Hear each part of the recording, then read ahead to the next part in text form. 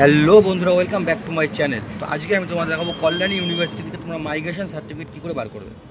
তার জন্য সবার প্রথমে আমরা গুগল ক্রোম ব্রাউজারে যাবো। ক্রোম ব্রাউজার থেকে আমরা সার্চ করে নেবো, সেটা হচ্ছে ইউনিভার্সিটি অফ কল্যাণী। তো এখানে সবার প্রথমে আমরা সার্চ করে নেবো ইউনিভার্সিটি অফ কল্যাণী। তো ইউনিভার্সিটি অফ কল্যাণী সার্চ করে নেওয়ার পরে আমাদের সামনে যে পেজটি ওপেন হবে ঠিক এইভাবে। তো এখানে সবার প্রথমে যে ইউনিভার্সিটি অফ কল্যাণী বলে লেখা আছে, এই পেজটা কিন্তু আমরা ওপেন করে নেবো। এই পেজটা ওপেন করে নেওয়ার পরে আমরা যদি একটু ওপর দিকে লক্ষ্য করি, একটু এই যে স্ক্রল করলে দেখুন, দেখতে পাচ্ছেন এখানে দেওয়া আছে অনলাইন মাইগ্রেশন। তো এই অনলাইন মাইগ্রেশন এই যে যেটা দেওয়া আছে, এই অনলাইন মাইগ্রেশনে কিন্তু আমাদের টিক করে নিতে হবে। তো এই অনলাইন মাইগ্রেশনে ক্লিক করার পরে আমাদের সামনে একটি পেজ ওপেন হয়ে যাবে।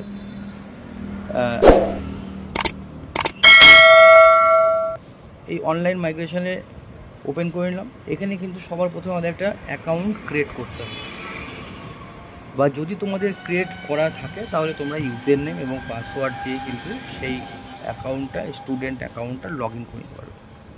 তো আমরা সবার প্রথমে অ্যাকাউন্ট ক্রিয়েট করে নেব।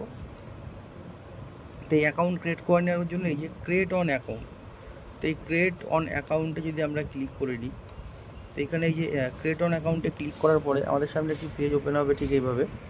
তো এইখানে দেখতে পাচ্ছ অলরেডি রেজিস্ট্রেশন নাম্বার ভেরিফাইড বা apply for registration number verified. যাদের রেজিস্ট্রেশন নাম্বার ভেরিফাইড থাকবে তাদের এই অলরেডি রেজিস্ট্রেশন নাম্বার ভেরিফাইড যে অপশানটি আছে এইখানে ক্লিক করে নিতে হবে।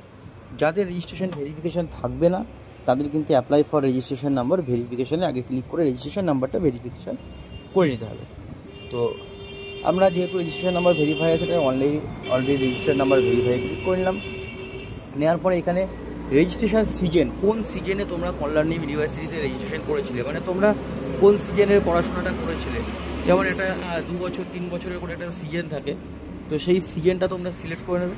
নেওয়ার পরে তোমাদের রেজিস্ট্রেশন নাম্বারটা সিলেক্ট করে দেবে, তারপরে কনফার্ম রেজিস্ট্রেশন নাম্বার সিলেক্ট করবে, তারপরে নিজে মোবাইল নাম্বার, ইমেল আইডি, এই দুটো সিলেক্ট করার পরে তোমরা কিন্তু নেক্সট অপশানে ক্লিক করে দেবে। এই যে যেইভাবে দেখাচ্ছে রেজিস্ট্রেশন নাম্বার, ঠিক এইভাবেই কিন্তু তোমরা রেজিস্ট্রেশন নাম্বারটা সিলেক্ট করবে। মানে রেজিস্ট্রেশন নাম্বার দেবে, অফ দেবে, দিয়ে তোমাদের সিজনটা কিন্তু পাশে লিখে দিতে হবে যে 20 থেকে 2023 থেকে 2025, বা 2024 থেকে 2026, বা 2025 থেকে 2027, যেইভাবে হবে সেই সিজনটা কিন্তু তোমরা এখানে সিলেক্ট করে লিখে দেবে। দেন নিচে মোবাইল নাম্বার, ইমেল আইডি এগুলো তো দেওয়াই থাকলো। এই নিচে mobile number, email ID enter করার পরে তোমরা নেক্সট অপশানে ক্লিক করবে। মোবাইল নাম্বার, ইমেল আইডি কিন্তু তোমাদের কনফার্ম দিতেই হবে, দিয়ে এখানে তোমরা নেক্সট অপশানে ক্লিক করে দেবে। তো নেক্সট অপশানে ক্লিক করে দেওয়ার পর তোমাদের সামনে কিন্তু এভাবে মোবাইল নাম্বার এবং ইমেল আইডিতে একটি করে ওটিপি সেন্ড হবে। দুটোরই ওটিপি কিন্তু তোমরা এখানে টাইপ করবে, টাইপ করে কিন্তু ভেরিফাই ওটিপিতে তোমরা ক্লিক করবে।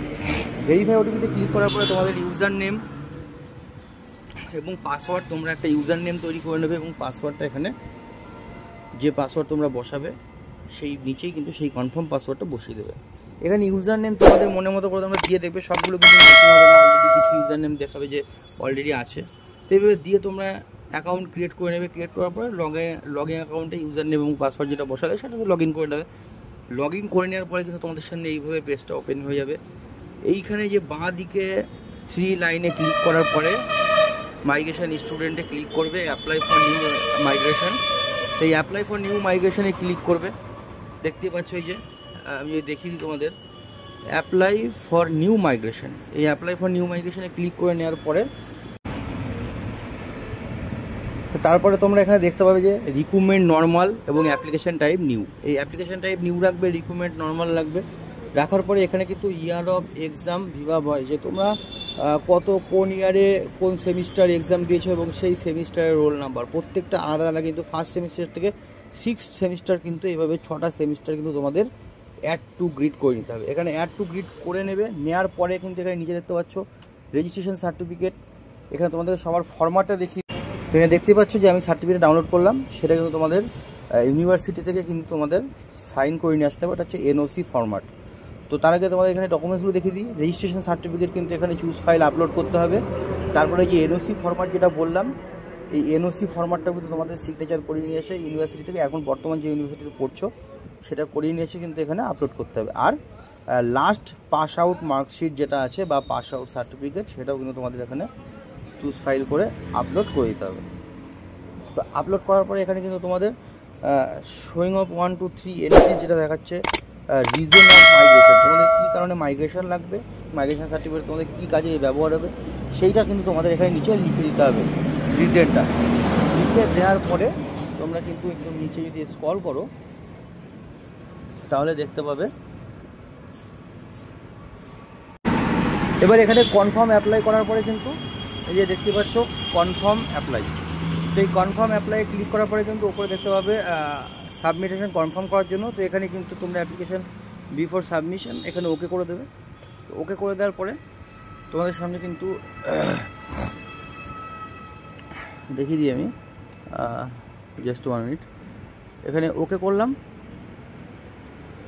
এখানে ওকে করার পরে কিন্তু এই যে দেখতে পাচ্ছ মাইগ্রেশন স্ট্যাটাস পেন্ডিং।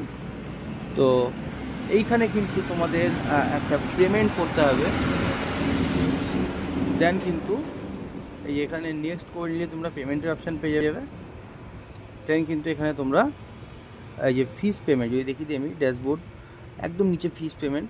তো এই ফিস পেমেন্টটা এখানে কিন্তু চলে আসবে পেমেন্টের জন্য। এটা সঙ্গে সঙ্গে আসে না, এটা 2-3 ঘন্টা 4 ঘন্টা বা 24 ঘন্টা পরেও আসে।